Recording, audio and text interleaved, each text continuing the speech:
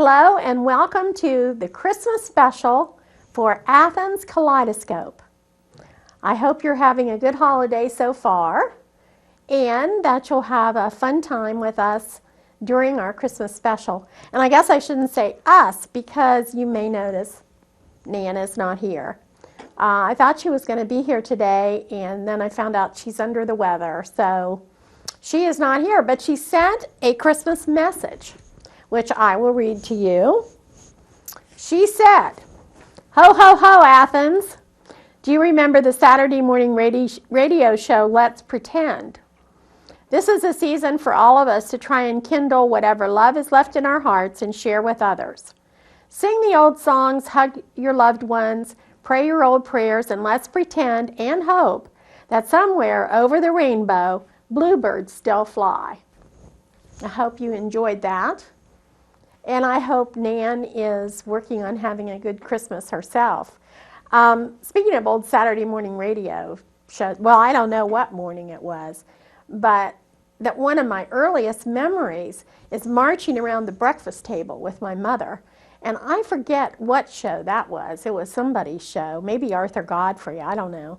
But those old radio shows, I was madly in love with the Lone Ranger, listening to his radio show after dinner before we got a TV. And once we got a TV, I was even more madly in love with him because I thought he was so handsome. So the Lone Ranger and Ramar of the Jungle were my two, I don't know, crushes, I guess, when I was a kid. I saw the recent Lone Ranger movie with Johnny Depp as Tonto. No, thank you. That's not my Tonto. But it was interesting and kind of funny, but not really what I would have thought of as the Lone Ranger. But anyway, back to Christmas. So it is Christmas time in Athens, and one of the things that you're going to see today is a Christmas concert. I went to the Communiversity Band's Christmas concert and taped it for you. And there's lots of really good music. And I gotta say, and Nan will be sure to tell me when she sees this, it isn't a very good job of taping, but the music comes through loud and clear, and I hope you enjoy it. I'm not much of a person with a camera at all. Digital is the best thing that ever happened to me because I can just get rid of all my mistakes, and that's how I look at it. But with videotape, you can't do that. So I'm sorry, I apologize in advance. The quality of the videotaping does not come up to the quality of Nan's because it's me. But it still is a really lovely concert. And the children's choir, the Athens Children Chorus, I think it is, also does a couple of numbers at the very end. And they have lovely voices. And there's more kids this year than I've ever seen. So it's really a nice little concert. I hope you enjoy it. So we will get to that in a minute. What I was going to do with Nan and I was talk about Christmas traditions from our childhood. And for me, so now it's just me, so I have to tell you about mine. For me, the thing that I remember the most about Christmas from my childhood is getting the Christmas tree. My father was obsessively neat and thrifty. And by thrifty, I really mean tight. My mother used to say when he took his wallet out and opened it up, moths flew out.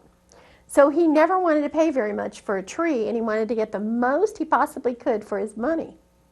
So this required that we go miles from our house out down some country roads, country lanes, out in the middle of some field, and pick a tree that they were going to dig up and deliver to our house. So it was live. It was a live tree. For years we did this. Well, first of all, you know, now that I'm older, I think he probably spent as much money on gas to get to this place, which was far away from our house, as he would have just buying a regular tree, you know, from somebody in a lot.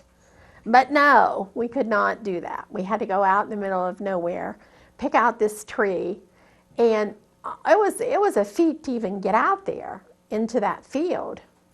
So then, at some point in time before Christmas, the tree would arrive. So it would be a great big ball of dirt like this because it's a live tree.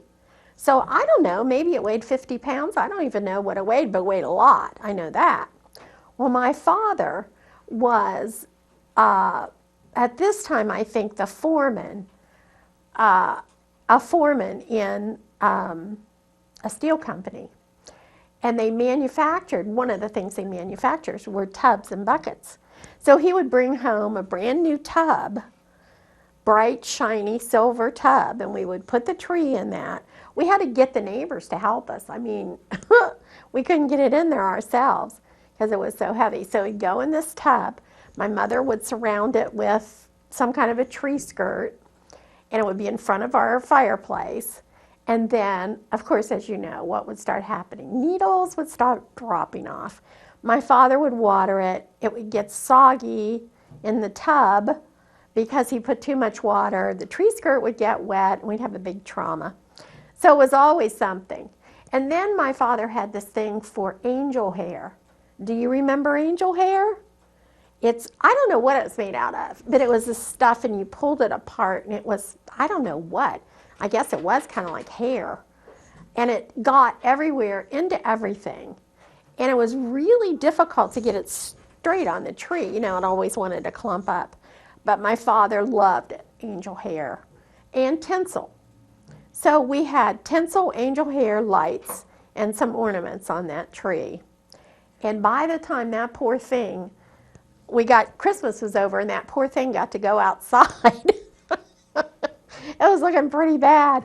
Lots of its little needles had dropped off. Then it went down behind the garage and sat there until springtime because my father never quite got around to digging the hole before we bought the tree. Years later, somebody told me, well, that's what you're supposed to do. You're supposed to dig the hole in October. No, we never did that. So it sat down behind the garage, froze, all of its needles fell off. But somehow, magically, we planted it and it came to life. It wasn't really dead. None of our trees died, actually dead. But my mother would always complain, I don't like that dead-looking thing over there. But by the next year, it'd be fine. So we went through this every Christmas, until finally we all rebelled and said, we are not going out in that muddy field. We are not going to have that big wad of dirt and something that we can't even lift. We're just going to buy a tree that's been cut off. It's still alive, but cut off. No roots, no bulb, no nothing. So my father finally gave in, and we got, a tree like everybody else had, because nobody else I knew had one with a huge ball of dirt on the end of it, and then planted it. We were the only ones.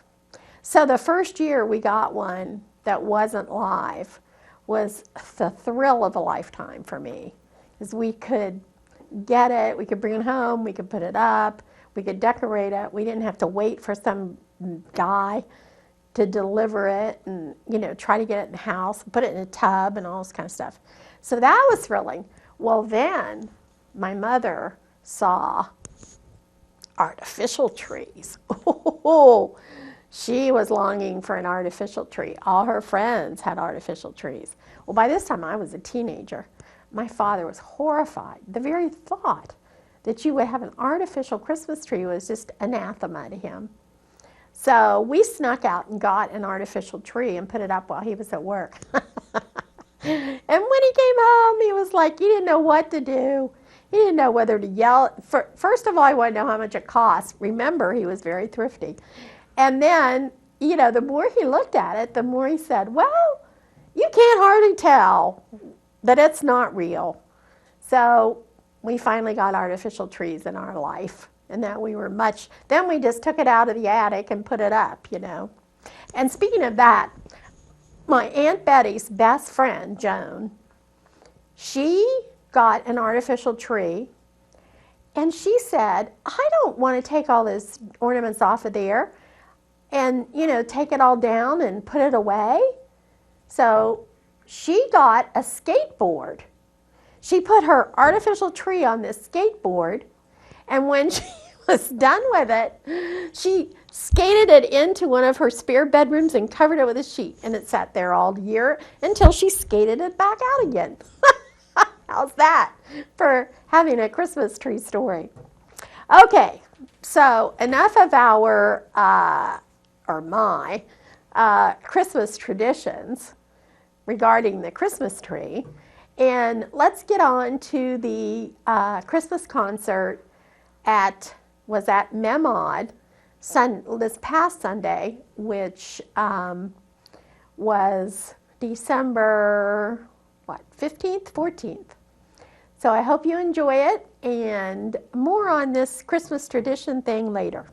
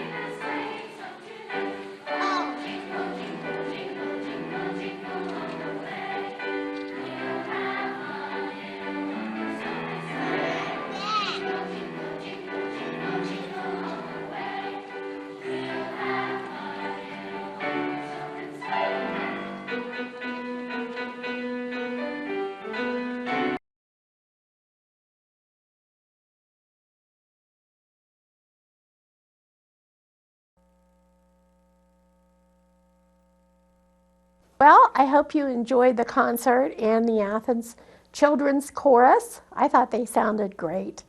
And it was a lot of fun. Afterwards, we sang Christmas carols, which I'm not going to do for you, but next year, if you're looking for, I notice everywhere I go this year, people don't sing Christmas carols. Even in church, I went to church and they didn't sing any. So next year, if you're like me and you love those old carols, Hark the Herald Angels Sing and all those, then come to the Athens Communiversity Band and Athens Children's Chorus concert. It's always in Mamad, usually the second or third Sunday in December, and they always have a carol sing afterwards, which if you're like me, you'll really enjoy because you don't get a chance. The only time I sing those is in the car. It's probably a blessing for anybody that might have to listen to me, but for me, it's kind of frustrating because I like to sing them, you know, with a group of people. Hopefully in church I thought I would, but no. Okay, so back to Christmas traditions. Another tradition in my house when I was little, I mean not when I was a teenager, but when I was a little kid, another tradition was to read the story, The Littlest Angel.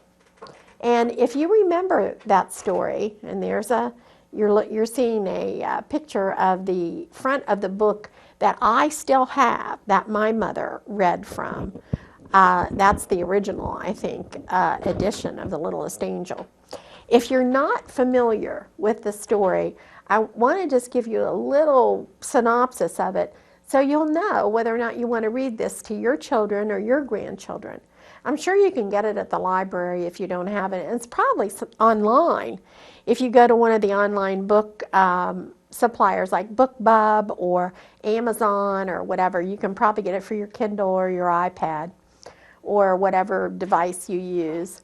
And there might even be a spoken word on Audible or one of the spoken word book sites. But it is just a lovely story. So here's a little bit of a synopsis of it. It says, The Littlest Angel, a poignant classic child book by Charles Tazewell, was first published in, and that part, I'm sorry, but that's cut off. I think probably the 30s, but I'm not for sure. And I think that illustration looked like the 30s.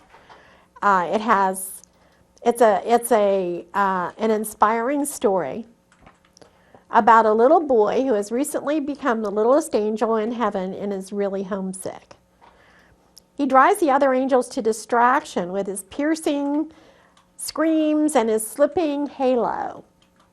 He's just acting like a little boy, and he can never get his halo straight. It's always over to the side, kind of like my hat. Finally, he's sent to see an angel of peace. But the littlest angel doesn't want to go, so he postpones the meeting as long as possible.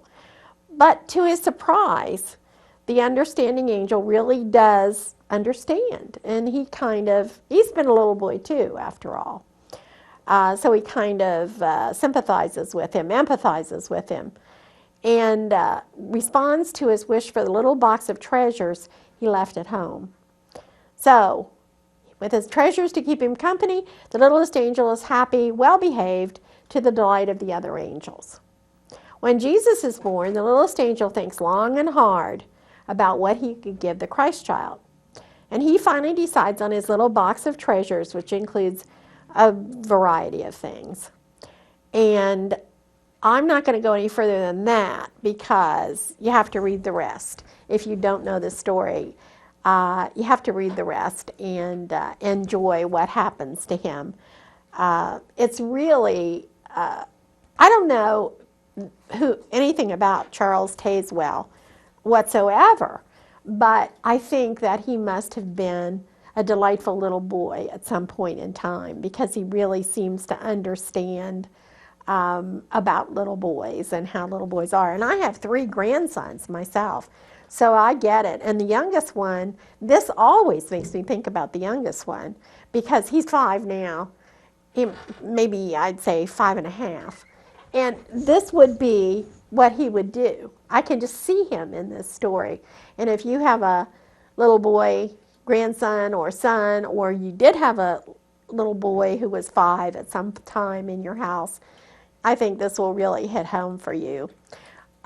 It does have a religious overtone, but not heavily. It's more the story of the little boy than it is the Christmas story, although it does take place at Christmas because it's Jesus' birth. So you'll have to decide for yourself if that's something you want to read to your children or grandchildren. But I encourage you to take a look at it because it's a wonderful, delightful story. And you and the kids may all be crying by the time it's over. That's happened to me before, by the way. So that's one of my traditions. I always read that to my grandchildren. My mother always read it to us on Christmas Eve. And it was really something we look forward to a lot. And maybe because we knew once the story was over, we got to open a present. We always got to open one present on Christmas Eve. And so we'd read the story of the littlest angel, and then we'd open one present, and then we had to go to bed. Because, of course, Santa does not deliver presents to children who are not in bed and asleep. So there you go. Here's a little bit of the animated story. See, you can see his halo's crooked, and that just drives some of the angels to distraction. I think we can all relate to that. We've all had some sort of a situation where our halo was a little bit crooked and people didn't appreciate it. And not only that, but he's very, I don't know, lonely, I think, too, because, you know, heaven doesn't really have a lot of little kids, little boys like him. So he can't really find his place very well. And he has a lot of trouble with that. So I hope you enjoy this. And I hope you find this as a good inspiration for something to do on Christmas Eve or sometime during the Christmas season with your own children.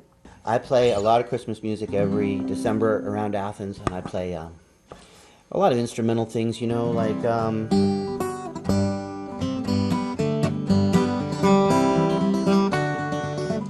I love these melodies. There's gorgeous things to play of the Christmas music variety, and yet something like, I guess 7 years ago, I got inspired to rewrite Jingle Bells, basically, because comes a point of oversaturation. I'm going to try to let the song do this talking for me, but sometimes Christmas music is a little too much. There's the way it's played. And the other thing is how it's missing for 11 months, and then it's suddenly everywhere, and then it's gone again. So here's a little commentary on that.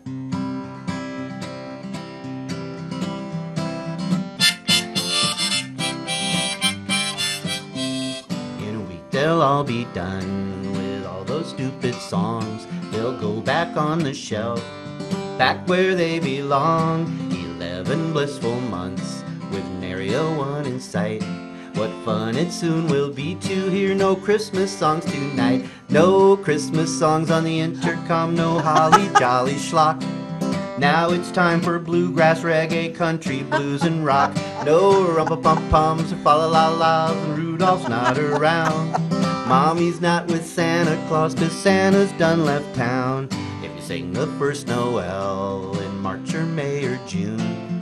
Everyone will think you're nutty as a loon, but moments after midnight on that big black shopping day, they'll permeate the airwaves until just like me you'll say, no Christmas songs on the intercom, no holly jolly schlock. Now it's time for Zydeco and deep fried southern rock. No rumpa-pum-pums or fa-la-las and frosties on the ground. Mom's not kissing Santa Claus 'cause Santa's done left town. You can let your sleigh bells ringle. Try that again. You can let your sleigh bells jingle and go rock around a tree any old time of year. That's perfectly cool with me. But after 30 days non-stop of Yule tunes making spirits bright, it's time for something different on this holy silent night. No Christmas songs on the intercom, no holly jolly schlock. Now it's time for gospel, jazz, calypso, punk, folk rock. No rumpa-pum-pums or fa-la-las. Heads up, Charlie Brown. Mom's not down with Santa Claus 'cause Santa's done left town.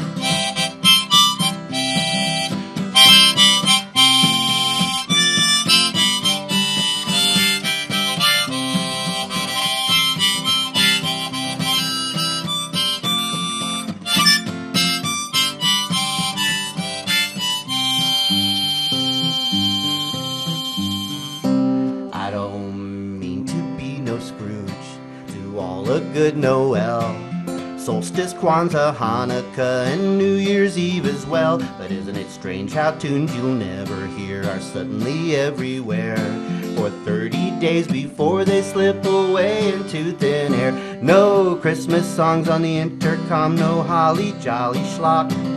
Now it's time for paranormal psychedelic rock. No rumpa-pum-pums or fa-la-las. Eggnog supplies are down. Mom's not doing Santa Claus 'cause Santa's done left town. Well, welcome back. And guess what? You got a Christmas surprise. Nan was here after all. Did you see that she was interviewing Steve Zarati, who was playing Christmas music? So we got a little bit of Nan in our Christmas special, and I hope you had fun with that.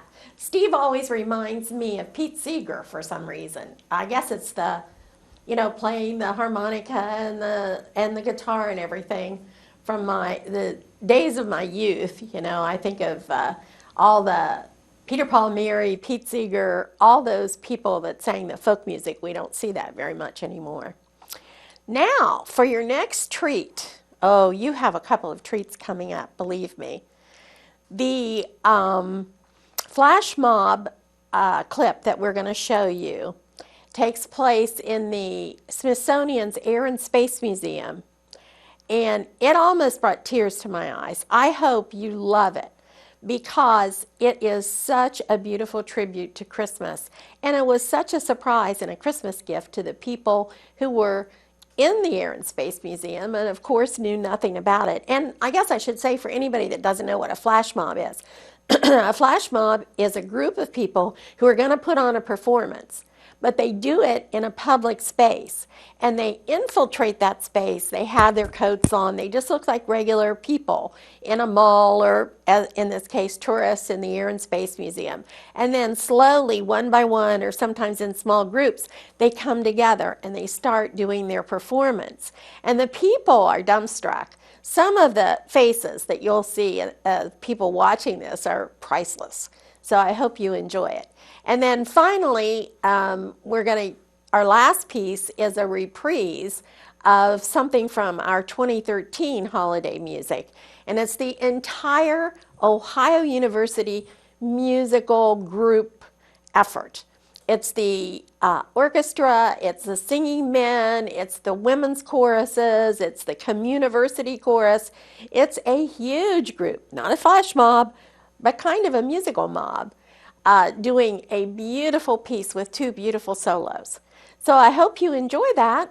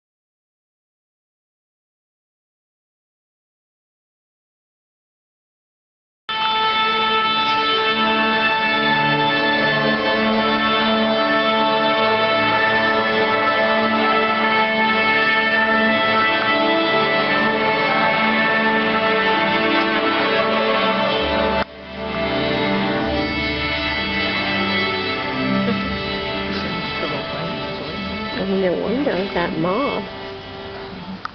For our two closing selections, the first is an adaptation of the Wexford Carol, a traditional carol, and I'm going to finish with Randall Bassett's Gloria. We'd like to welcome to the stage our two soloists for the Wexford Carol, Dr. Philip Christensen and Dr. Deborah Rentz from our School of Music. Welcome.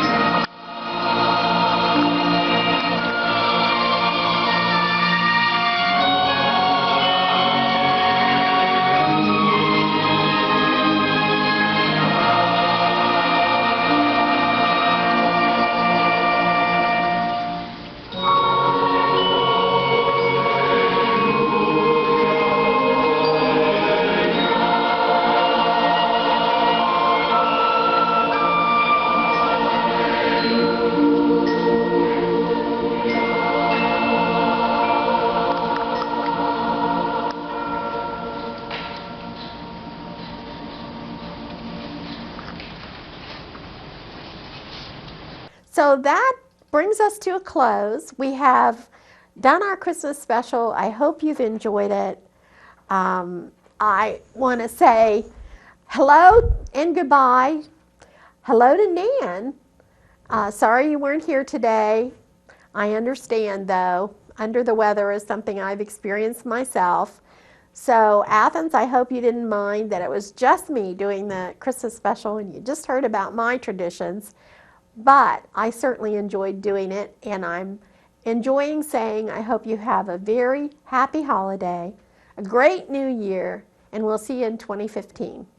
Bye.